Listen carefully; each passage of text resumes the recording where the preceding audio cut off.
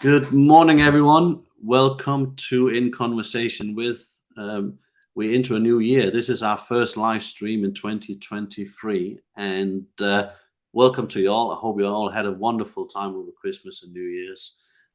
Today, I am joined by Rachel Akers from Acres of Art. Morning, Rachel. Good morning. Thank you very much for taking time out to join me today. You're welcome. We're going to talk about something that I certainly never talked about here today on this stream, and that is combining art and business. And you've been brave enough to jump into that world. So, Yeah. if you don't mind, let's start at the beginning and tell the world who you are and what your background is in terms of art and all that kind of stuff.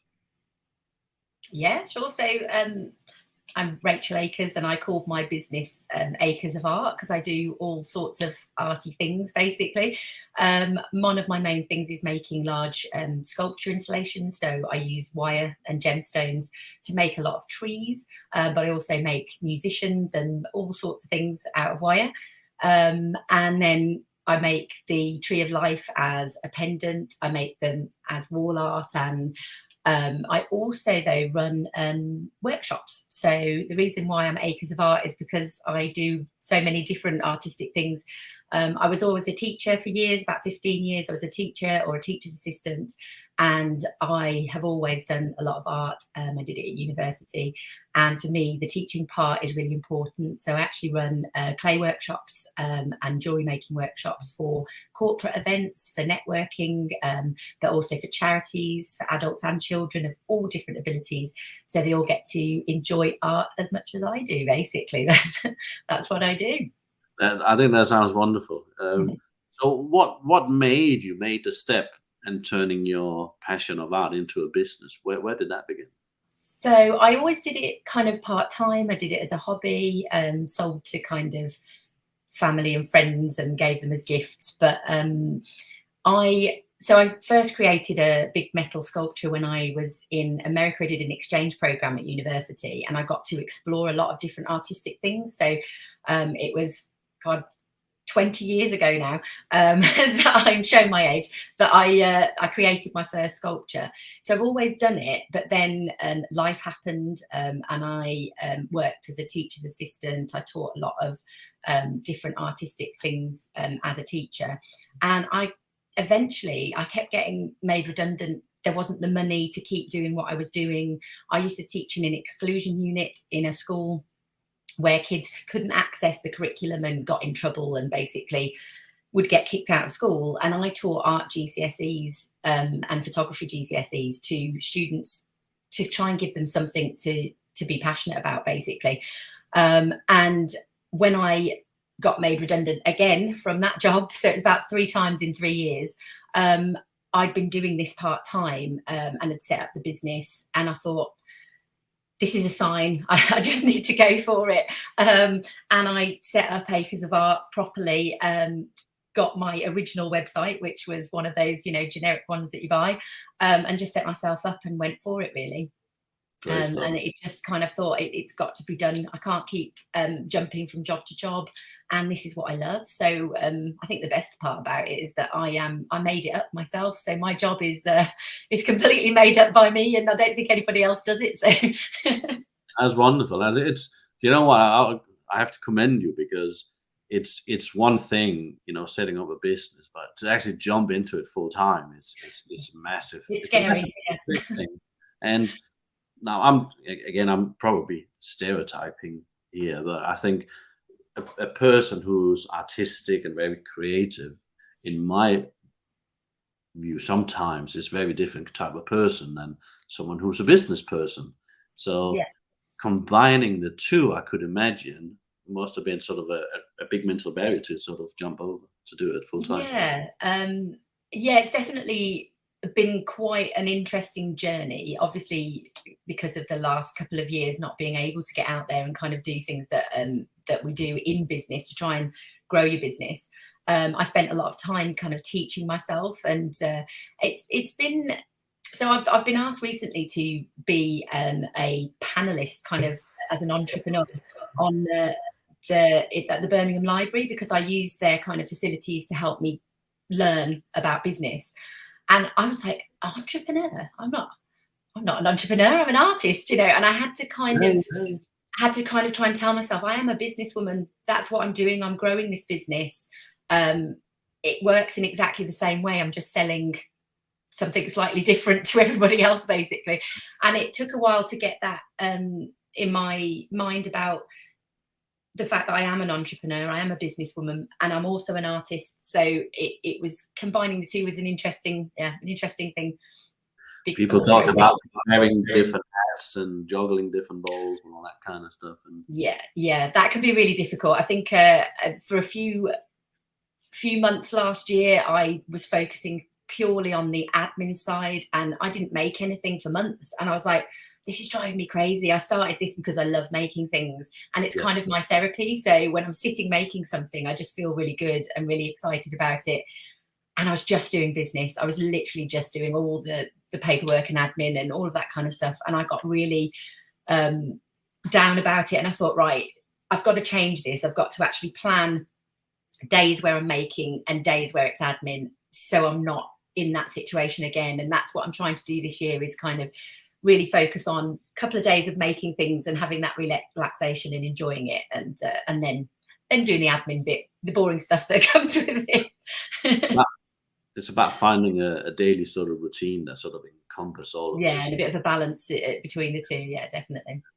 So let's talk a little bit about the art, because obviously art means a lot of stuff, doesn't it? So you mentioned wires before, and I suppose, like a lot of people who would see this, what you mentioned wire. What does that mean?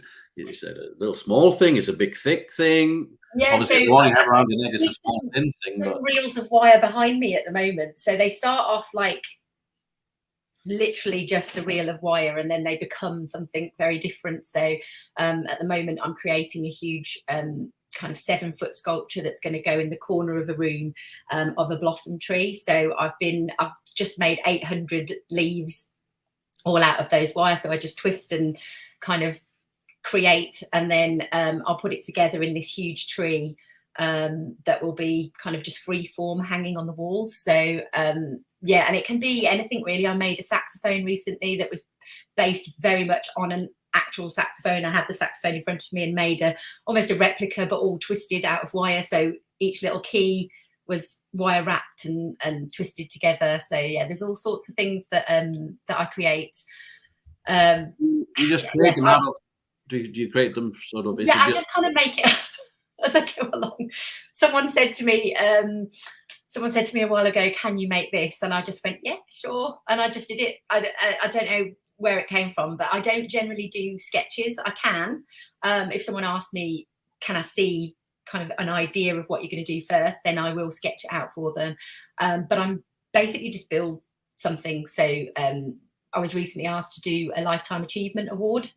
Okay. For the Phoenix Business Club. And so I made a phoenix on a perch, and it just kind of happened. And they wanted to see a little sketch, but I'd already started making it. So I kind of just did a quick sketch first, and then I was like, there you go. That's what it should look like. And yeah. Just went from there, really. Yeah. I suppose that's where a lot of them, if you look at the pendant that I'm wearing, it started like this, and I made it as a pendant. And then I thought, oh, well, I could make that big. And so the biggest one I've made so far has been like a foot. You can see, actually, if I lift this up, see that hoop there? Yeah. So I've made one in a hoop that big, of a big cascading kind of blossom tree. So they started off like this, and they ended up being bigger and bigger. So at the moment, I'm starting to build and get bigger.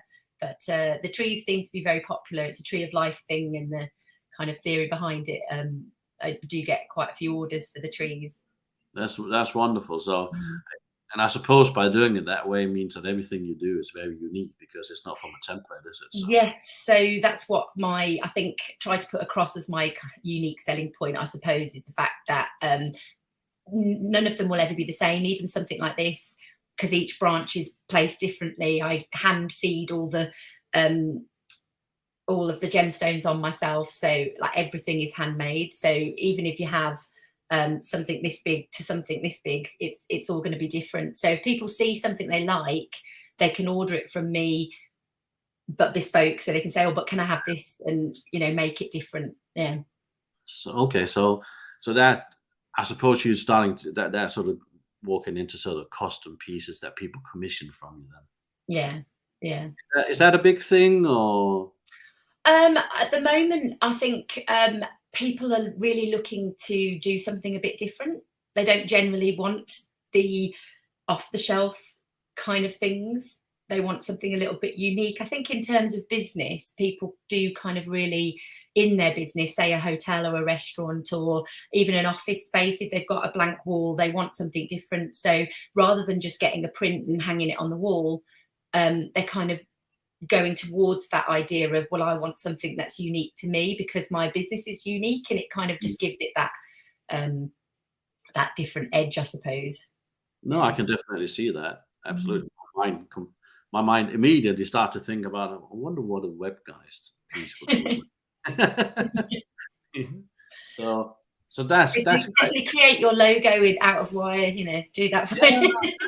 exactly. Yeah. Yeah, Mm. that would be interesting, isn't it? Maybe that's a conversation we need to have.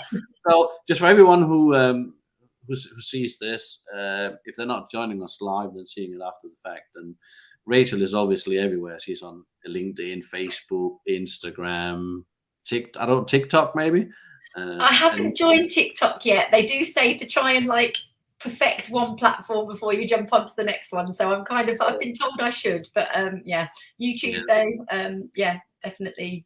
yeah. So if you're not already connected with Rachel and see the fabulous art she does, please go and find her and connect with her. And if you have any questions about art, I'm pretty sure that she'll be more than accommodating. So again, this is a question completely that comes out of my utter lack of knowledge with art. So, do you exhibition your art in places, in galleries and stuff like that? Yes. So at the moment, I have the big blossom tree I was talking about is hanging in the window at BHP Collectibles, which is in the Jewellery Quarter. That is a lovely gallery that are just developing now, so they're quite a new gallery. And then I am having an exhibition, hopefully in May, if I can make all the pieces for it. I'm currently trying to create something new, but I'm going to have an exhibition in May at the Aloft, which is part of the Marriott Group, which is in the Millennium Point. Sorry, I can't say that very well. So yeah, they're going to have about 8 to 10 sculptures of musical instruments and jazz musicians. So it's kind of nice because that's where I started 20 years ago. My first wire sculpture was of a jazz band. Nice. So I'm going back to my roots. It'd be interesting to compare them, actually, to see where my skills have taken me in the last 20 years. But yeah, so I will be exhibiting there, and then hopefully a lot more to come, really. So yeah, I'm looking at trying to find different offices and restaurants and hotels that would want to exhibit as well, because they could have a piece of art but that's for sale, and work it out like that. So yeah, it's all happening slowly but surely. Yeah, that's wonderful. So obviously, if you go and see Rachel's art and you see some stuff that you like, you can purchase a lot of it through your website. Yes, at the moment there's kind of bespoke options, drop down menu where you can pick exactly what you want based on pictures that you've seen, but a lot of it is contact me if you want something really bespoke. And there will be coming up, I'm actually going to set up my little, this studio is everything at the moment. It's where I work, it's where I take my photos. You can see a little light in the background. So I'm going to set up a little space to take pictures of what I do have ready made. So there will be items up there ready to buy as well. But generally it is that kind of bespoke idea of, just ordering something unique. Yeah. So few bits up there ready to sell for perhaps late Valentine's presents and stuff like that. Yeah. Just one thing you mentioned, I just want to touch on you, because there's a lot of people who are interested in art, I suppose. You mentioned that you do courses and classes. Talk to me a little bit about that, how that works. Yeah, so at the moment I am working with a few restaurants and bars around Birmingham to offer team building events for corporate. So it's very much about the art being mindfulness, art therapy, doing something different, basically, because a lot of the things that businesses generally do when they go, oh, we need a team building day, is they go off on Bear Grylls, or, you know, they go climb do some abseiling or build a raft and stuff like that. So this is just a nice kind of gentle way of networking, talking to each other, and making something. Generally, I do the clay workshops, are the really popular ones. So people get to create something out of clay and take it away with them, whilst having that kind of networking experience as well, and talking to their team. And with the pubs and restaurants that I've organised, you can then have lunch afterwards with a drink, and make it kind of a really nice day of activities, and just trying something different and being artistic. So many people say to me that they're not artistic at all and they can't possibly do it. And then I'm like, I'm here to make sure you go away with something you're happy with. So yeah, always get them to create something, and they're often surprised at what they can do. So it's definitely good. Yeah, and you know what? I know a lot of people go out and do the Bear Grylls or zip wiring and all that kind of stuff. So, but that is not for everyone. It's not everyone who likes hanging with, upside down and getting, Yeah, out. definitely not. No, so I think that's great. Can you book these type of events for your website as well? They are available, so all the information and prices are on the website. I'll have to see whether they can actually just be clicked and booked, but at the moment you can contact me to kind of book them in. All the bars, actually, they're happy to take the orders as well, and it's all up there, all the information's there. But yeah, so contact me and get booked in, basically. Yeah. No, that's wonderful. And I travel all over the place. It's not just Birmingham. No, no. Well, how do you find time for all of it? I don't know. I'm very busy. I try and make sure that I have a good balance, as we were talking about, so I'm not always doing the admin side. I then need days to do the sculptures, but then I love booking in the workshops and having a day or two doing those, and they're always really good fun. Getting to meet people as well, having a chat with them, and just it's good. When you work for yourself all the time and you're hiding in your little studio space, it's quite nice to get out there and do a bit of teaching. It's nice to put a social element into it as well, isn't it? Oh, definitely. That's wonderful. Rachel, thank you very much. It's been an absolute pleasure having you here. Now, I have to ask you, because it would be wrong of me not to, since I've got you here. You've obviously worked with us now, having a website. If you don't mind just saying a few words about how you found that process.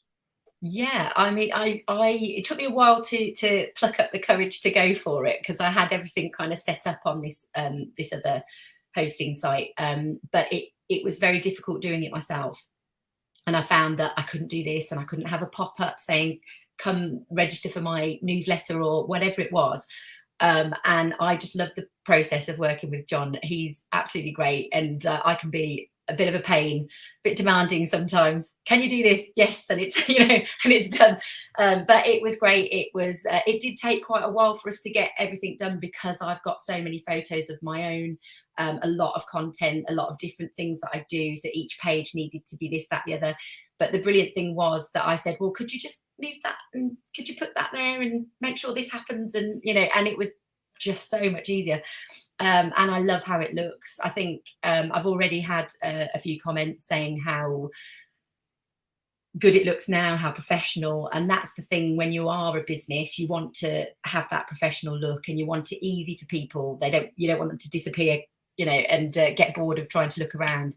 And I think it's just that process of putting it together and having it exactly as I wanted it to was fantastic.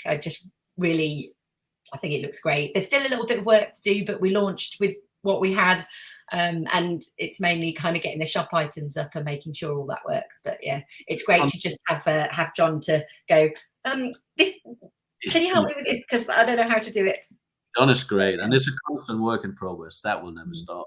Yeah, it's constantly going to be adding things and making sure it all works, and yeah, definitely. But it was great, and I think hopefully when people go and visit, they will be impressed with how it looks. Absolutely, and I'm sure they will be very impressed by your fantastic art. So, Rachel, thank you so much for spending a little bit of time with me here today. I'm pretty sure that all our audience would like to have got to know you better as well. So that's wonderful. So I know you're busy, so that's very much appreciated. So So Well, thank thank you. you for having me. It was it's great to talk about what I do and hopefully get people having a look. Yeah, 100%, 100%. So that's it for us for today. We like to keep it, inside this half an hour, as you all know. So thank you for joining us again. If you watch this after we finished being live and you have any questions about Rachel's art, about her classes, if you want to attend some of her events, see where she has her exhibitions, then please connect with Rachel on all the platforms. You can see the website there in the ticker. Sign up for her newsletters and connect with her social media. So that's it. That's all from us for today. You take care everyone out there, and we shall see you again next time we go live in conversation with. Bye bye.